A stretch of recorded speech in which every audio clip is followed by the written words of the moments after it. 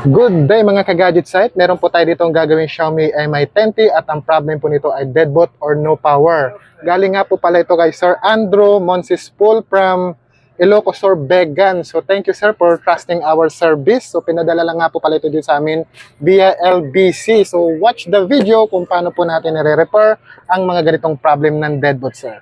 Ito na nga po mga ka-gadget set ang kanyang motherboard at ang gagawin po natin dito ay CPU and RAM reballing lang po. So ito po tinatanggal ko dito ay ang kanyang RAM muna, din sa ilalim po nito ay ang kanyang CPU. Ang dahilan nga po pala ng pagkasira ng inyong mga cellphone, yung mga deadboot na ganito ay dahil po sa overuse, ginagamit na naka-charge, ginagamit sa games. Malalakas po kasi uminit ang mga ganitong cellphone na merong matataas na specs. Kaya habang ginagamit po ninyo at na-overuse, nagka-crack po or natutunaw ang mga reballing sa ilalim ng kanyang RAM or CPU po dahilan ng pagka-deadboot ng inyong mga cellphone.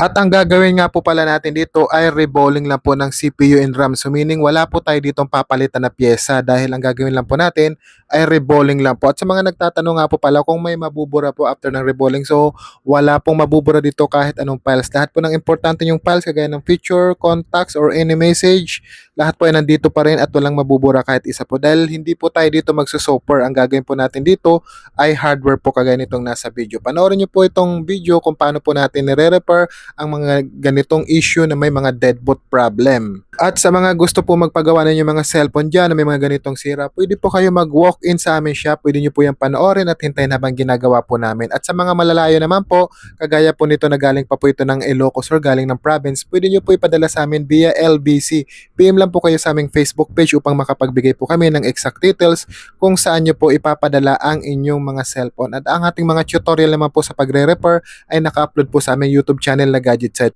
At sa mga busy naman po na hindi makapag-walk-in sa aming shop ngunit gusto magpagawa at kayo po ay nandito lang po sa Metro Manila, pwede nyo po ipadala sa amin via Lalamove or any delivery po, basta mag-pin lang po kayo sa amin upang makapagbigay po kami ng mga details kung saan nyo po ipapadala. So watch the video on how to fix this deadboot problem.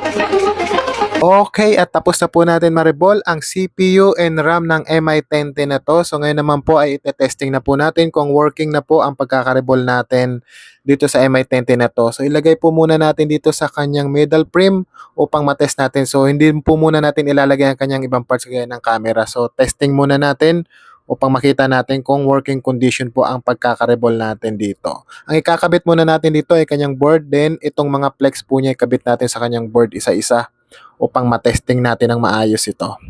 Ayan, i-power on na po natin kung magpa-power on. So okay, yan, nagpakita na po ang kanyang MI logo. Ibig sabihin successful po ang pagkaka-reball natin ng Xiaomi Mi10T na to. At kung napansin po ninyo doon sa ating pagre-reball, wala po tayong pinalin na pyesa. Tayo nag-reballing lang po. So yun lang po ang solution sa mga deadbolt problem ng mga Mi10T or any model. Take note nga po pala, hindi lang sa Xiaomi merong deadbolt. Meron din po sa ibang brand kagaya ng mga Honor, Samsung. So yun lang po mga ka-gadgets, ang ginawa natin. Mi10T deadbolt problem per successfully via reballing CPU and RAM. Thank you and good day to all of you. See you for the next video.